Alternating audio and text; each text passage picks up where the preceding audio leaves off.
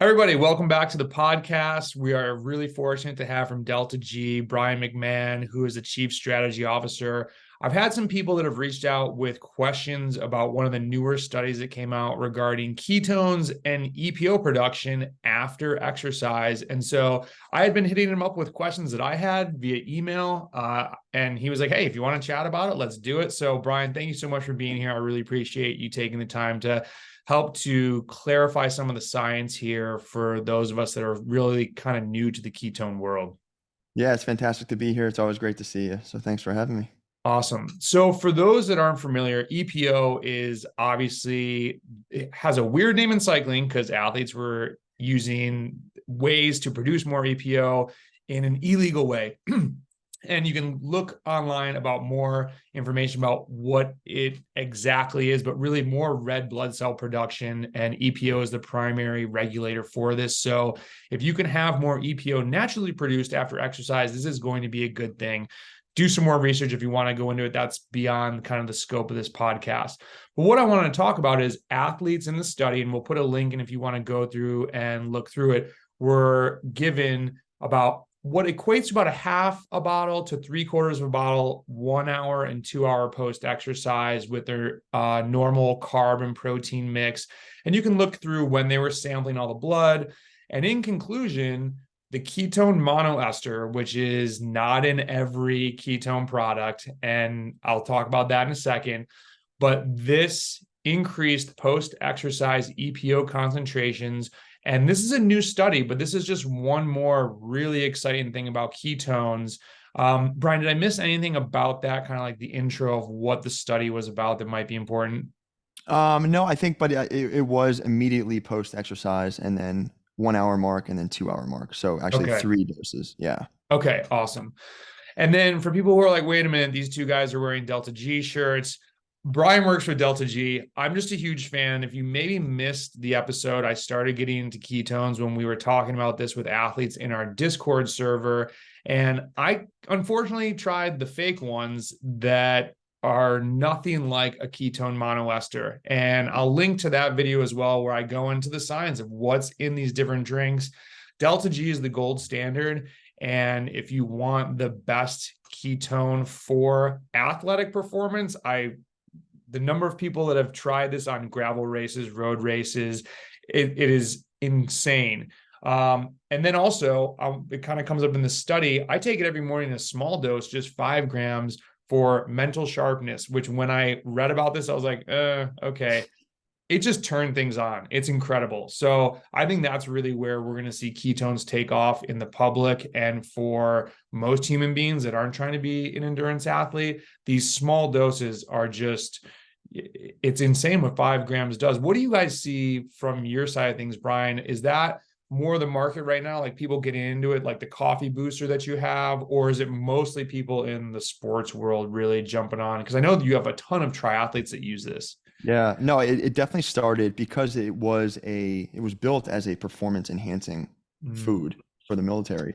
So of course, initially it was pretty much the Tour de France, Ironman athletes, ultra runners who were using the product in the initial stages of the company. But now, yeah, it's certainly the percentage of people who are using it for just general metabolic health, brain health, cognition, glucose control, fasting support, all these things that you would get from a daily supplement like this. That's starting to really take the lion's share of our sales, and really, it's what it should be, because there appear to be now 2 different levels of this deep ketosis. Let's say 1 to 2 millimolar is that cognition, metabolic health kind of state that I mentioned. And then above that is going to be what we call athletic ketosis or Okay. performance ketosis, which is what you need to get to have these performance and recovery or even EPO benefits. Okay. So this is where this is a great segue to the first question, because usually I'll recommend to people when they want to try, I said, get 2 3-packs. Initially, I was telling people get a 3-pack. The problem was you definitely want to try something new before your race day. So they would try one, they'd have a great ride with it. They'd be like, okay, I want to use the other one. Then they'd get to their event day and they're like, damn, I only have one left and I wish I had 2. And so I would say get 2 3-packs. You have a pack that you can mess around with, figure out what's working for you. And then a pack that you have, if you're doing a super long gravel race, you might want 3 bottles that day.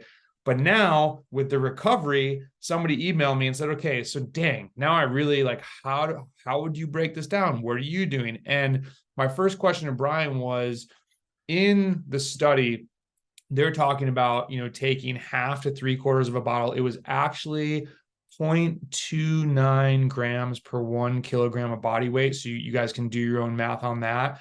It's a little over a bottle for a 70 kg athlete. For someone who's saying, hey, I might not be able to afford this full bottle post exercise, based on the study, are these benefits like, do you get a little bit less of the benefit if you take a little bit less? Should people take 5 to 10 grams? Or is that kind of like, if you're going to commit to this, you need to do the amount that is posted in the study? Do we know any, like, is a sliding scale, or what would you recommend for people? Yeah, the dose response on the recovery side is difficult because all of the recovery, and I'll talk about recovery in the EPO because this was used in a recovery protocol. Okay. All of those have been pretty large doses. So it's difficult to say, yeah, 5 or 10 grams would accomplish the recovery side. But as far as the EPO goes, of course, we have relationships with both PIs, and I'll actually get them. There was actually a second EPO study that I can talk about too. Cool. That came out. But for that first EPO study, the pilot data did show that you needed to get to pretty deep levels of ketosis to have the impact on EPO that the riders did in the study. Okay. And that was around 2.5 millimolar is what you kind of wanted to shoot for, which is going to be probably 20 to 30 grams for the average individual. Okay, yeah. And everybody, if you're curious, how do I know what this is? You can get a Mojo meter on. Do you guys still sell them on the website? We do. Yeah. We partnered with Keto Mojo. Yeah. So get the Keto Mojo. It's super easy when you get it. I can even, if you have problems, ask me, because I was intimidated when I first got. You have these strips and you got the meter and you have to do the pin prick. And once you do it once, it's a no-brainer. But you want to do that so you can actually test what is the ketone ester doing when you ingest it. So that's really important. And DeltaG has been awesome in trying to educate people on doing that. And if you watch my other video, you'll realize that I was taking drinks that did nothing like that. And so that's really, having the meter really lets you know if you're comparing apples to apples.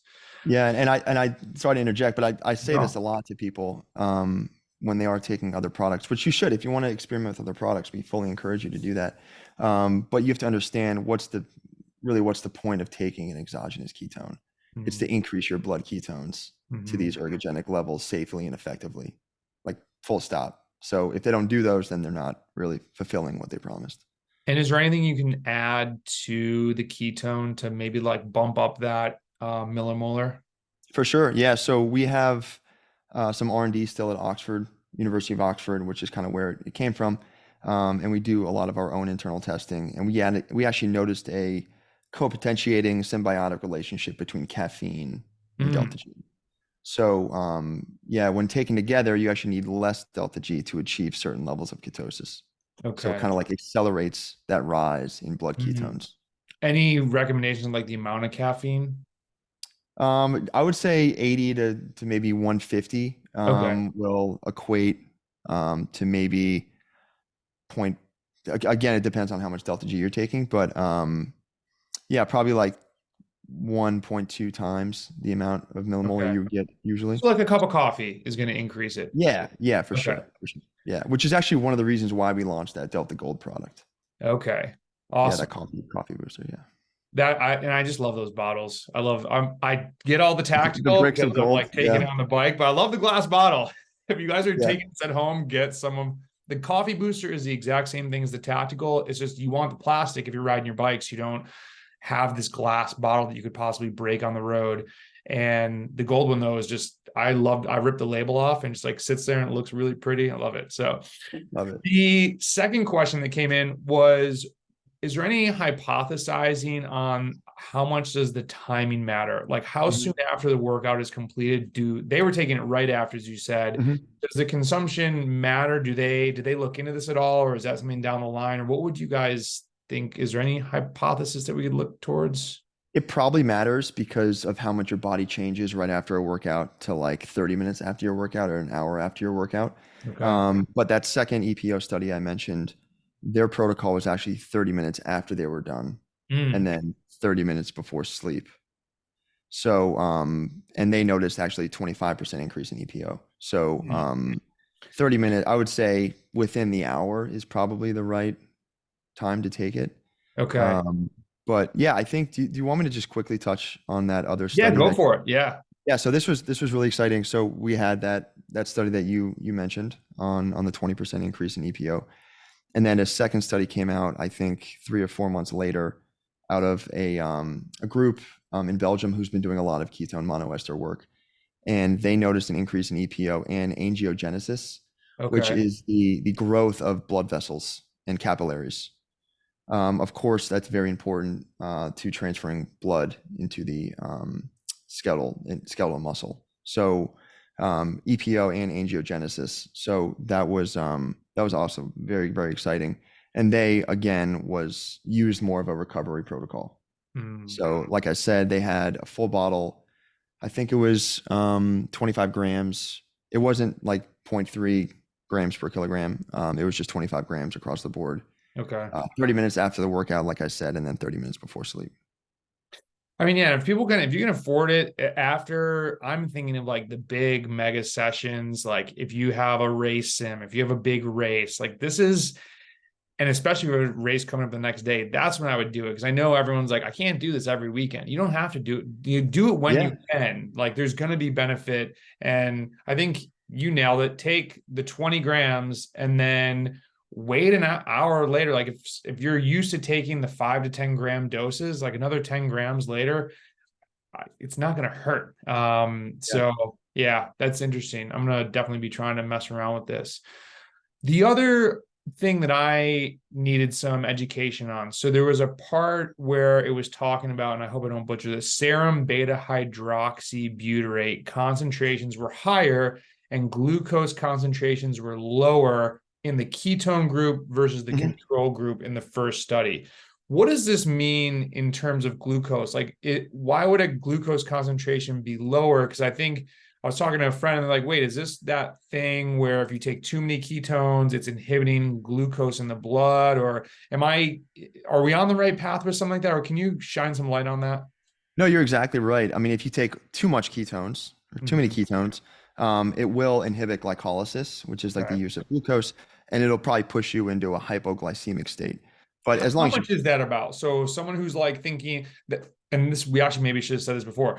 This is a product where, okay, hey, I'm doing like a bottle's working for me. More is not better. More could actually be worse, correct? So this is where what's too many ketones? anything that pushes you above probably 4.5 or 5 millimolar, Okay. again, going to be different for per individual, but Right. as long as you're just taking like one bottle Right. maximum of our product, you'll be fine. Okay. But Well, it's we've good to had, say, man, because like I cyclists, know, we're we like, have this is had, working. I should do more. yeah, I mean, endurance athletes always think that more is better, or sometimes think that more is better. Yeah, we have had a couple athletes who just like pound 2 bottles of tactical at one time, Oof. um, without taking any kind of glucose. But as far as this like seesaw effect with Yeah. blood ketones and blood glucose, I think it's actually a very good thing if you dose appropriately because what you don't want is to take some glucose and then you have that spike in blood glucose and then that subsequent crash. Mhm. So if you can actually limit that spike, which always, especially for endurance athletes, isn't always a great thing, then you can limit that subsequent crash. So you can actually have a stabilization effect if you take delta G with it. But what's really happening is not only do ketones serve as an energy source for cells and for the body, but they also serve as signaling mechanisms within the body. So if you have elevated ketone levels, your liver specifically will actually output less glucose into the system and your liver actually holds a lot of glycogen. So Mhm. if you start working, let's say you're fasted and you start working out aggressively, the liver is going to dump a lot of glucose into your system so that you'll have enough energy. But if you actually have elevated ketone levels, your liver is going to release a little bit less glucose into your system. Okay. And I think that's actually a good thing because you probably don't need that dump of glucose Right. because your body probably thinks you're just sprinting and you're going to be done soon. Right. But if you're doing like a 5-hour ride, you don't necessarily want that massive dump of blood glucose. So it actually can kind of control that a little better, I think. That's interesting because I don't do a ton of fasted riding except for when I'm forced to with super early rides. And I had actually just commented to Landry, my coach, that I didn't eat breakfast, brought carbs, but not a ton. Was Mhm. trying to stick to like 90-ish because sometimes I think I overdo carbs. I love carbs. And I felt the best towards like the 3.5 hour mark. And Mhm. the only thing I had before I left was about probably 15 grams of DeltaG. And so that I was kind of surprised, like, man, I feel like really solid right now. And that could just potentially be the ketones helping me regulate. I mean, I definitely had enough carbs the night before, but as you said, it's in my liver and liver glycogen. And so that's really interesting. I think this just again shines the light of how beneficial it would be to have glycogen spared, especially Mhm. a long ride like this where you don't need to take on as many carbs. We're not doing like 120 grams like a race day. So that's interesting. These are definitely something that everybody needs to, it's an expensive experiment, but finding what works for you. And when you do, it's like people that are doing these long races are like the focus, which I thought was like the focus. Yes. Yeah. Focus. It's like the best uh, term that I've heard is like it basically erases fatigue. It's like a Mhm. fatigue resistant product. You just feel fresh again, like someone hit the reset button. And it's crazy, man. Like you guys must just from all the comments that you hear from athletes, like when you realize a product that is going to change sports, I can only imagine what you guys hear from people. No, it's funny you say that because I would say the most common response is let's say, mitigation of cognitive fatigue when you're physically stressed. So, like for instance, Zach Bitter, I'm not sure if you know him, I don't know, Zach. um, ultra runner. I think he has a few records. I think he has the U.S. 100-mile record and the 24-hour record. Okay. Yeah, his split, that 100-mile run, I think was 6:45. Okay. Yeah, so he's a beast. Slightly fast. Yeah, he's slightly fast. He's okay. And yeah, he uses DeltaG now. And yeah, that's the thing. He said he did it on a 100-miler, I think 2 months ago. And he was like, I felt really good. I think my energy was really consistent. But the thing I noticed the most was I didn't have that many demons at like mile 70. I just was able to focus more. And it just like felt a lot better. And I felt more positive. And it just, and it's tough to describe that to people. I was just gonna say this does not even do it It justice. sounds like, yeah, it sounds like this limitless pill or something, but no, I think and intuitively it does make sense. You are providing your brain with what we believe is its preferred energy source that it wouldn't have otherwise. And we actually finally, that Belgian group that did one of the EPO studies did another study that came out, I think a month ago, with ultra runners. And it was funny, I sent this to Zach like right away because it was like a week after we had that conversation. And it did show an increase in dopamine and more cognitive alertness in an ultra runner. Oh, So wow. yeah, so they had them do cognitive tests after I think it was like an 80-kilometer run, and the ones who took DeltaG performed much better than the ones that did not. So there's the study, it's an old one, I think, where like if you see a smiling face, like a smiley face when you're doing hard exercise, you feel better. And if you just smile yourself, it like releases dopamine or whatever, you For feel sure, for sure, I'm yeah. like fresher. And that is the first time I think it was the first mega ride I did with this. I can't remember. It was over 100 miles. It was in North Carolina, tons of climbing. And I was at like hour 4 and I was planning to go 7 hours. And I took a little bit at hour 2, but then I took half a bottle. I think it was, I'd have to look back, hour 4, 4.5. And it was for cyclists. I was like riding endurance. All of a sudden I was like, I feel like I just ride tempo now, just that little bit harder. I felt Mhm. like the past 4 hours hadn't really happened. And I ended up in my driveway at hour 7. And I was thinking maybe I should just go a couple more hours. I'm like, oh, Yeah, yeah, that's doing too much, Brendan. Just you're good. yeah. But Yeah. to ride that far and to not feel mentally wrecked, that's when I was, okay, there's something to this thing. And then once I got into races, it does sound, we need to figure out a way to verbalize this feeling better because it's like you're just keyed into what you are doing. And our president of the company is a Navy SEAL, former Navy SEAL, and he calls it the DeltaG ready state, which we felt Ah, was appropriate. Yeah, I like that. that Uh, is dead on. yeah, but we're trying. Yeah, it's unique for everybody too. And people always have a different way of describing it, Yeah. just subjectively, which is has been fun to see. Well, these were the biggest things that we had questions on. Is there anything else from the study that you think we need to highlight, or any other kind of cool new things coming out? And what's the best way for people to keep up with kind of this new industry of stuff? Do you guys tweet stuff? I know I follow you on Instagram to keep up with the post there. Is there any other good ways to kind of stay in the know of what's going on? Yeah, so quickly on the EPO studies, I think it's worth mentioning that there is a theory out there that when we're exercising, we're increasing EPO. You know what I mean? So we're all if you do a lot of hard exercise, you're going to be increasing EPO. Just your body needs to keep up with your body. Your blood cells need to keep up with your body, the energy needs, or the oxygen needs. Um, so there is a theory that using ketones for recovery helped the athletes recover better, therefore perform better, therefore increase EPO. Okay.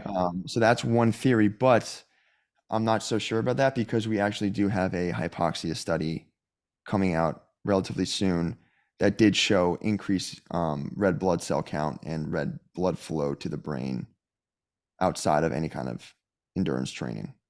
So Interesting. yeah, it's a really interesting field, and it's really new for us too because that EPO study kind of came out of left field. So Hmm. and the hypoxia stuff has been going on for a little while, but I think it's gonna definitely open up a lot of different research doors in the Cool. future. But How would we keep up with that type of research besides getting onto PubMed ourselves and like following tags of ketones, or what do you so yeah, we're kind of ramping up our Twitter presence. I think that's probably the best way to communicate a lot of this cool. stuff. So you can follow me. I think it's Brian McMahon 126 on Twitter, and of course DeltaG. And we're always posting any kind of new study that comes out. We'll post about it. We'll talk about it. And of course, on the website, we'll post it there. And we're actually launching a new website soon that will have all of the blogs. Anything that comes out will be fully written about by technical writers, and it'll just be like a one-stop shop for anything ketone related. All the questions. All the questions So will I can hopefully be. stop bothering you. You can send me to the website. Yeah, right. No, I love when you Dude, bother you've me. been like, It's good. I'm like, oh God, I gotta email Brian about this again. But I seriously can't thank you enough for just the time you've spent in trying to answer EVOQ athletes and myself. And it's just like a lot of questions. I'm And sure you can tell though by my long-winded answers that I actually like answering it. So well, that, but I actually really appreciate when you're like, actually, there's not a great answer on that yet. Like the science just isn't there. And there's a very there have been times, and this is actually people are going to hit, not to blow smoke at you guys. There have been yeah, times where I've even tried to be like, well, maybe we should take more. And you're like, no, more, Brendan, more is not better. There's ways that I guess I could say you guys could sell more product by saying certain things, and you don't do that. And that's what I really appreciate. It's like you actually care about what's the best thing for the athlete and the person. And if there's not a scientific way to explain that, like we don't know that yet. And so yeah. I mean, it's still a new research field. Even though we yeah. do have, I think, 55 published studies.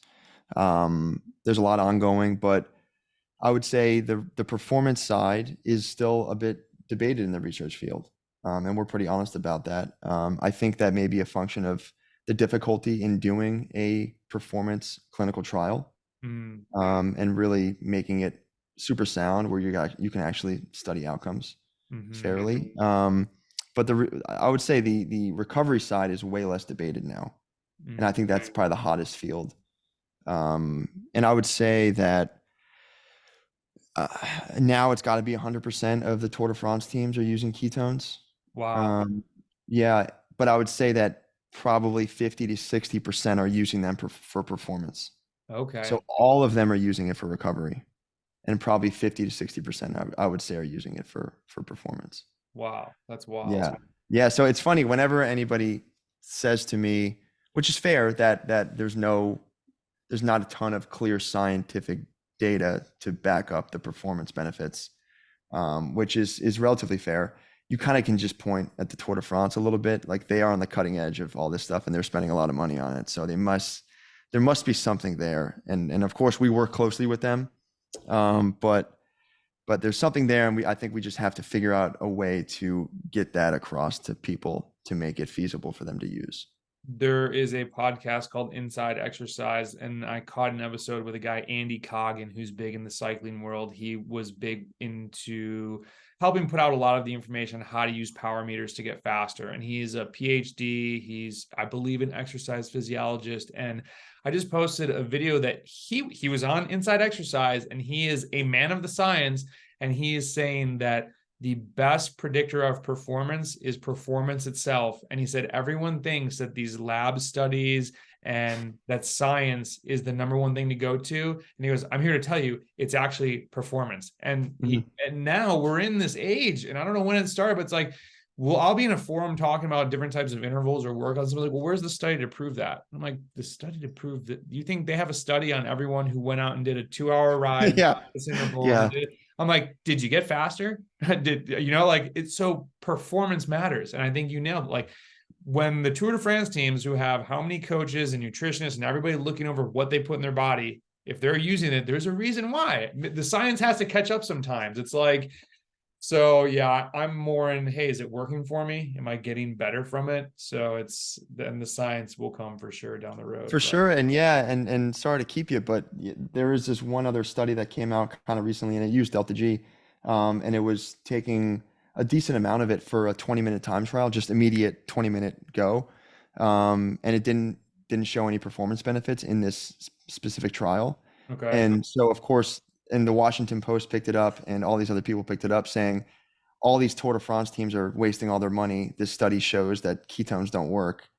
Where it's like, it's just like the study was not at all comparable to a Tour de France race or anything like that, and everyone can make all these speculations about the science. So I think people can use studies in a lot of different ways. Exactly. And I don't want to be I love science. I think the studies are important. I think it's just, we miss that studies that are based around endurance performance are very hard to control. And that sometimes a study is put out because there's people in grad school or they're in a lab. And I forget who said this. Do you know why there's so many cycling studies? Because there's a cycling ergometer there and they have access to a bicycle that is stationary. Guess what? In their lab. They don't do as much, they don't not have to go to the pool to watch people swimming. They bring people to the lab and do it. And that's so sometimes studies are out there because someone needs to get not college credit, whatever the credit is for their course. And I forget what science guy was talking about that. I'm like, man, that's really interesting. I never thought about that. Like, why does the study exist? So for sure. We need to be careful of what we take. And I would say the same thing. If you read a ketone study, make sure it's not 2 people, and then make sure you test it on yourself. Because as Brian's saying, everyone is a little bit different. And so take what you know, make an educated decision, and then you got to put it on you as well. So, man, thank you for doing this. This is great. It's super exciting. Just more really cool stuff about ketones. And as always, appreciate your time and help in trying to understand all this. No, it's always good to be here. And yeah, you can ask me to come back whenever you want. All right. Sounds good. Thanks everybody for tuning in. We'll talk to you soon.